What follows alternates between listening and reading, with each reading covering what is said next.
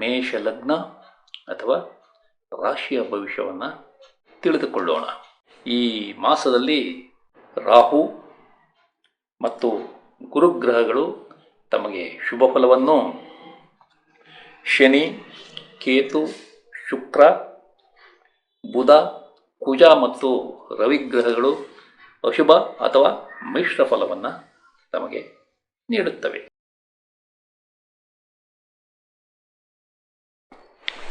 ಆತ್ಮೀಯರೇ, ತಮಗೆಲ್ಲ astro secret by Shiva ಚಾನಲ್ಗೆ ಆತ್ಮೀಯ ಸ್ವಾಗತ. ತಾವೆಲ್ಲ ಪ್ರೀತಿ ಮತ್ತು ವಿಶ್ವಾಸದಿಂದ ನನ್ನ ಚಾನಲನ್ನು ವೀಕ್ಷಣೆ ಮಾಡ್ತಿದ್ದೀರಿ. ಅದಕ್ಕಾಗಿ ತಮಗೆ ಅನಂತ ವಂದನೆಗಳು. ನಾನು ಜ್ಯೋತಿಷ್ಯದಲ್ಲಿ ಕಲಿತ ಹಲವಾರು ವಿಷಯಗಳನ್ನು ತಮ್ಮ ಮುಂದೆ ಈ ವಿಡಿಯೋ ಸರಣಿಗಳ ಮೂಲಕ ತರುತ್ತಿದ್ದೇನೆ. ಈ ವಿಡಿಯೋವನ್ನು ನೋಡಿದ ನಂತರ ತಮಗೆ ಇಷ್ಟವಾದರೆ ಆದಷ್ಟು ಈ ವಿಡಿಯೋಗಳನ್ನು ತಮ್ಮ ಬಂಧು ಮಿತ್ರರಿಗೆಲ್ಲ ಶೇರ್ ಮಾಡಿ, ಅವರೂ ಸಹ ಈ ವಿಡಿಯೋಗಳನ್ನು ನೋಡಿ ಅದರಿಂದ ಉಪಯೋಗ ಪಡೆದು ಯಶಸ್ವಿಯಾಗಲಿ ಎಂಬುದು ನನ್ನ ನಮ್ರ ವಿನಂತಿ. ಈ ವಿಡಿಯೋಗಳನ್ನು ನೋಡಿದ ನಂತರ ಪ್ರತಿಯೊಬ್ಬರೂ ಈ ಚಾನಲ್ಗೆ ಸಬ್ಸ್ಕ್ರೈಬ್ ಆಗಿ ಅಥವಾ ಚಂದಾದಾರರಾಗಿ ಎಂದು ನಾನು ಕಳಕಳಿಯಿಂದ ಕೋರುತ್ತಿದ್ದೇನೆ.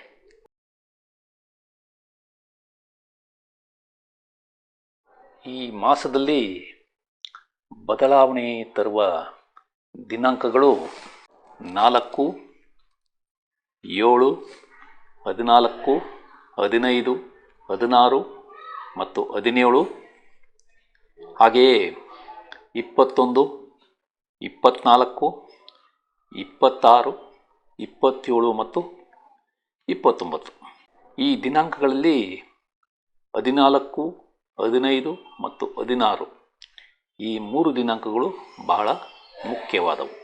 ಇವುಗಳನ್ನು ತಾವು ಒಂದೆಡೆ ಬರೆದಿಟ್ಟುಕೊಂಡು ಈ ದಿನಾಂಕಗಳಲ್ಲಿ ಆದ ಬದಲಾವಣೆಗಳನ್ನು ತಾವು ತಿಳಿದುಕೊಳ್ಳಿ. ಶನಿಗ್ರಹವು ಸದ್ಯ ವಕ್ರ ಸಂಚಾರದಲ್ಲಿದ್ದು ದಿನಾಂಕ 29/11/2025 ಅದು ವಕ್ರ ಸಂಚಾರದಲ್ಲಿಯೇ ಇರುತ್ತದೆ. ಇದನ್ನು ತಾವು ಒಂದೆಡೆ ಬರೆದಿಟ್ಟುಕೊಳ್ಳಿ. ಈಗ ಕಳೆದ ಮಾಸಗಳಲ್ಲಿ ನಾನು ತಿಳಿಸಿದ ದಿನಾಂಕಗಳಂದು ಅಥವಾ ಆ ದಿನಾಂಕಗಳ ನಂತರ ಆದ ಬದಲಾವಣೆಗಳ ಬಗ್ಗೆ ಸಂಕ್ಷಿಪ್ತವಾಗಿ ತಿಳಿದುಕೊಳ್ಳೋಣ. ದಿನಾಂಕ 30 ಜುಲೈ 2025 ಆ ದಿನಾಂಕದಂದು ರಷ್ಯಾದಲ್ಲಿ 8.8 ತೀವ್ರತೆಯ ಭೂಕಂಪನ ಸಂಭವಿಸಿ ಸುನಾಮಿ ಉಂಟಾಗಬಹುದೆಂಬ ಎಚ್ಚರವನ್ನು ನೀಡಲಾಗಿದೆ. ಈ ಭೂಕಂಪನದ ಪರಿಣಾಮ ಒಂದೆಡೆ ಜಪಾನ್ನಿಂದ ಇನ್ನೊಂದೆಡೆ ಅಮೇರಿಕದ ತನಕ ಪಸರಿಸಿದೆ. ಇದು ಬಹಳ ಗಂಭೀರವಾದ ವಿಷಯ. ನಂತರ ದಿನಾಂಕ 3 ಆಗಸ್ಟ್ 2025 ಭಾರತ ಮತ್ತು ಇಂಗ್ಲೆಂಡ್ ನಡುವೆ 5ನೇ ಟೆಸ್ಟ್ ಪಂದ್ಯ ಓವಲ್ ಕ್ರೀಡಾಂಗಣದಲ್ಲಿ ನಡೆದಿತ್ತು. ಭಾರತ ತಂಡ ವೀರೋಚಿತವಾಗಿ ಆಡಿ ಪಂದ್ಯವನ್ನು ಗೆದ್ದು ಸರಣಿಯನ್ನು 2-2ರಲ್ಲಿ ಸಮ ಮಾಡಿಕೊಂಡಿತು. ಇದು ಬಹಳ ಸಂತೋಷದ ವಿಷಯ. ಅದೇ ರೀತಿ ಡೊನಾಲ್ಡ್ ಟ್ರಂಪ್ ರವರು ಭಾರತದ ಮೇಲೆ ತೆರಿಗೆಯ ಯುದ್ಧವನ್ನು ಸಾರಿರುವುದು. ಈ ಡೊನಾಲ್ಡ್ ಟ್ರಂಪ್ ಮಾಡುತ್ತಿರುವ ತೆರಿಗೆಯ ಹೆಚ್ಚಳದಿಂದ ದೇಶದ ಹಲವೆಡೆ ಅಲ್ಲೋಲ ಕಲ್ಲೋಲ ಸೃಷ್ಟಿಯಾಗಿದೆ.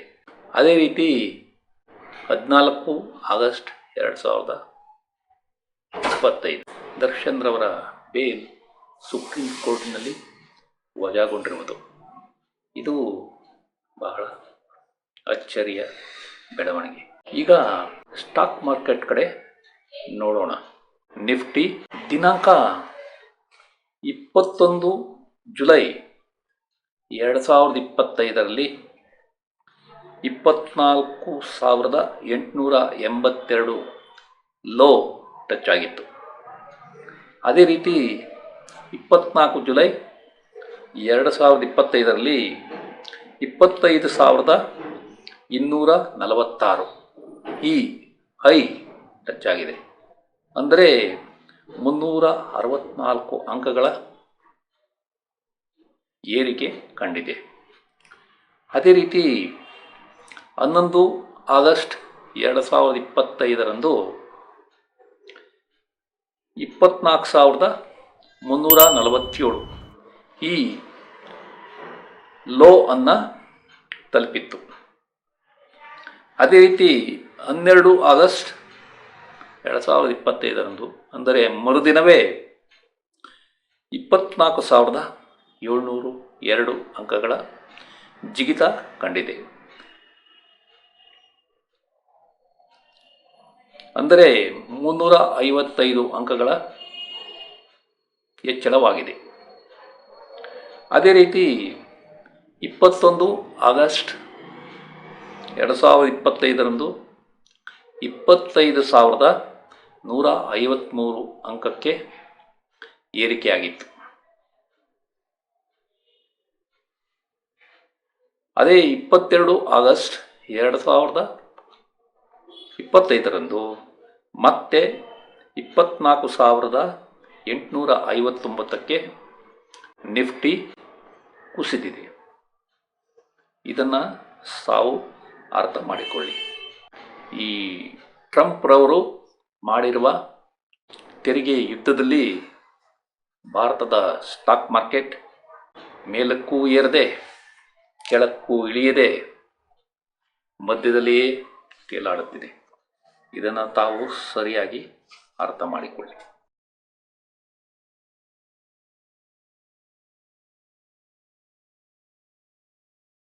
ನಿಮ್ಮ ಉನ್ನತ ವ್ಯಾಸಂಗ ಯಶಸ್ಸು ಕಾಣಲಿದೆ. ನಿಮ್ಮ ಕೆಲಸದಲ್ಲಿ ಉತ್ತಮ ಬದಲಾವಣೆ ಕಂಡುಬರಲಿದೆ. ನೀವು ಯಶಸ್ವಿ ದೇವತಾರಾಧನೆ ಮತ್ತು ತೀರ್ಥಯಾತ್ರೆಗಳನ್ನು ಆನಂದಿಸುತ್ತೀರಿ. ನೀವು ಒಳ್ಳೆಯ ಧರ್ಮ ಕಾರ್ಯಗಳನ್ನು ಮಾಡುತ್ತೀರಿ. ನಿಮ್ಮ ಸಂಶೋಧನೆ ಮತ್ತು ಆವಿಷ್ಕಾರಗಳು ಯಶಸ್ಸು ಕಾಣುತ್ತವೆ. ನಿಮ್ಮ ಸಾಲ ಮರುಪಾವತಿ ಸುಲಭವಾಗಲಿದೆ. ನೀವು PhD ಪದವಿಗಾಗಿ ಯತ್ನಿಸುತ್ತಿದ್ದರೆ ಅದು ಈ ಅವಧಿಯಲ್ಲಿ ಯಶಸ್ಸನ್ನು ಕಾಣುತ್ತದೆ. ನೀವು ವಿದೇಶದಲ್ಲಿ ವಾಸ ಮತ್ತು ಅಲ್ಲಿ ಯಶಸ್ಸಿಗಾಗಿ ಯತ್ನಿಸಿದರೆ ಅದು ಈ ಅವಧಿಯಲ್ಲಿ ಸಾಧ್ಯವಿದೆ. ನಿಮ್ಮ ತಾಯಿ ಸಂತೋಷದಿಂದಿದ್ದು ಒಳ್ಳೆಯ ಆರೋಗ್ಯ ಇರುತ್ತದೆ. ನಿಮ್ಮ ಮನೆಯಲ್ಲಿ ಶಾಂತವಾದ ವಾತಾವರಣ ಇರಲಿದೆ. ನಿಮ್ಮ ಮಕ್ಕಳ ಸ್ಕೂಲ್ ವಿದ್ಯಾಭ್ಯಾಸ ಯಶಸ್ಸು ಕಾಣಲಿದೆ. ನೀವು ರಿಯಲ್ ಎಸ್ಟೇಟ್ ವ್ಯವಹಾರ ಮಾಡುತ್ತಿದ್ದರೆ ಈ ಅವಧಿಯಲ್ಲಿ ಒಳ್ಳೆಯ ಲಾಭ ಪಡೆಯುತ್ತೀರಿ. ನೀವು ಕೃಷಿಕರಾಗಿದ್ದರೆ ಈ ಅವಧಿಯಲ್ಲಿ ನಿಮಗೆ ಯಶಸ್ಸು ಸಿಗಲಿದೆ. ವರ್ಗಾವಣೆಗಾಗಿ ಯತ್ನಿಸಿದರೂ ಸಹ ಈ ಅವಧಿಯಲ್ಲಿ ಅದು ಸಾಧ್ಯವಿಲ್ಲ. ನಿಮ್ಮ ಸಂಗಾತಿಯ ಜೊತೆ ಉತ್ತಮ ಸಂಬಂಧವನ್ನು ಹೊಂದುತ್ತೀರಿ. ನೀವು ಕುಟುಂಬದಿಂದ ದೂರ ಅಂದರೆ ಸ್ಥಳ ಬದಲಾವಣೆ ಮಾಡಬೇಕಾಗಬಹುದು.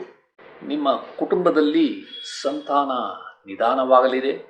ನೀವು ಈ ಅವಧಿಯಲ್ಲಿ ಪ್ರೀತಿಸಿ ಮದುವೆಗಾಗಿ ಯತ್ನಿಸಿದರೆ ಅದು ಸಾಧ್ಯವಿಲ್ಲ. ನೀವು ಸಿನಿಮಾ ಅಥವಾ ಧಾರಾವಾಹಿಗಳಲ್ಲಿ ಕೆಲಸ ಮಾಡುತ್ತಿದ್ದರೆ ಮತ್ತು ಕ್ರೀಡಾಪಟುವಾಗಿದ್ದರೆ ಈ ಅವಧಿಯಲ್ಲಿ ಯಶಸ್ಸು ಕಡಿಮೆ ಇರಲಿದೆ.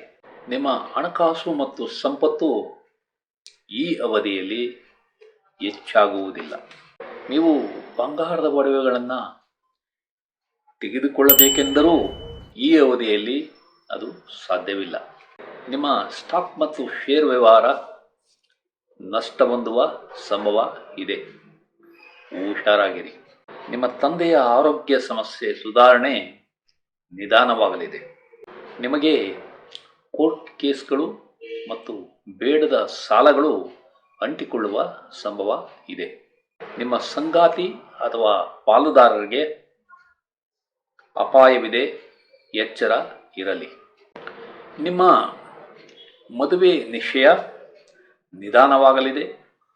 ನಿಮ್ಮ ಸಂಗಾತಿಯೊಂದಿಗೆ ಕಿರಿಕಿರಿಯನ್ನು ಅನುಭವಿಸುತ್ತೀರಿ. ನೀವು ನಿಮ್ಮ ವ್ಯವಹಾರದಲ್ಲಿ ಪಾಲುದಾರಿಕೆ ಮಾಡುತ್ತಿದ್ದರೆ ಪಾಲುದಾರರ ಜೊತೆ ಜಾಗೃತವಾಗಿ ವ್ಯವಹಾರ ಮಾಡಿ. ನಿಮ್ಮ ವಿದೇಶಿ ಸಹಭಾಗಿತ್ವ ಕಷ್ಟಕರವಾಗಲಿದೆ. ನಿಮ್ಮ ಪಾಲುದಾರರ ಜೊತೆ ಸಾಮರಸ್ಯದ ಕೊರತೆ ಕಂಡುಬರಲಿದೆ. ನೀವು ಯಾವುದಾದರೊಂದು ಕಾರಣಕ್ಕೆ ಆಸ್ಪತ್ರೆ ಸೇರಿದ್ದರೆ ಅಲ್ಲಿಂದ ಬಿಡುಗಡೆ ನಿಧಾನವಾಗಲಿದೆ. ನಿಮಗೆ ಬಲಿಷ್ಠ ಶತ್ರುಗಳಿಂದ ಸೋಲು ಕಂಡುಬರಲಿದೆ. ನಿಮ್ಮ ಕೋರ್ಟ್ ವ್ಯಾಜ್ಯಗಳು ಮತ್ತು ದಾವೆಗಳ ಯಶಸ್ಸು ನಿಧಾನವಾಗಲಿದೆ. ನೀವು ಕಾಂಟ್ರಾಕ್ಟ್ ಮಾಡುತ್ತಿದ್ದರೆ ಲಾಭ ಕಡಿಮೆ ಇರಲಿದೆ. ನಿಮ್ಮ ಪ್ರಯಾಣಗಳು ಕಿರಿಕಿರಿಯಿಂದ ಕೂಡಿರುತ್ತವೆ. ನೀವು ವಿದೇಶದಲ್ಲಿನ ಯಶಸ್ಸು ಮತ್ತು ಸಂಬಂಧಗಳ ಬಗ್ಗೆ ಹುಷಾರಾಗಿರಿ. ನಿಮ್ಮ ತಂದೆಯ ಸ್ನೇಹಿತರೊಂದಿಗೆ ಪಾಲುದಾರಿಕೆ ಮಾಡಬೇಕೆಂದಿದ್ದರೆ ಅದು ನಿಧಾನವಾಗಲಿದೆ.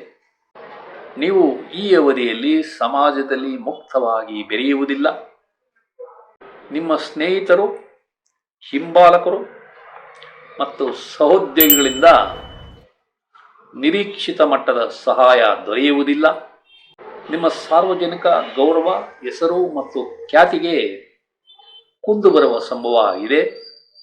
ನೀವು ರಾಜಕೀಯದಲ್ಲಿದ್ದರೆ ಈ ಅವಧಿಯಲ್ಲಿ ಯಶಸ್ಸು ಕಷ್ಟಕರವಾಗಲಿದೆ. ನಿಮಗೆ ಈ ಅವಧಿಯಲ್ಲಿ ಜವಾಬ್ದಾರಿಗಳು ಹೆಚ್ಚಾಗುತ್ತವೆ.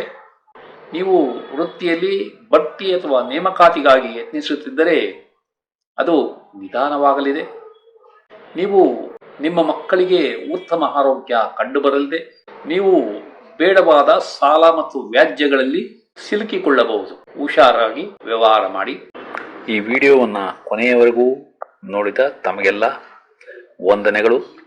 ಈ ವಿಡಿಯೋದಲ್ಲಿರುವ ವಿಷಯಗಳು ತಮಗೆ ಇಷ್ಟವಾದರೆ ಈ ವಿಡಿಯೋವನ್ನು ತಮ್ಮ ಬಂಧು ಮಿತ್ರರಿಗೆಲ್ಲ ಶೇರ್ ಮಾಡಿ. ಅವರೂ ಸಹ ಈ ಚಾನಲ್ಗೆ ಸಬ್ಸ್ಕ್ರೈಬ್ ಆಗುವಂತೆ ಮಾಡಿ ಎಂದು ಕೋರುತ್ತಿದ್ದೇನೆ. ವಂದನೆಗಳು.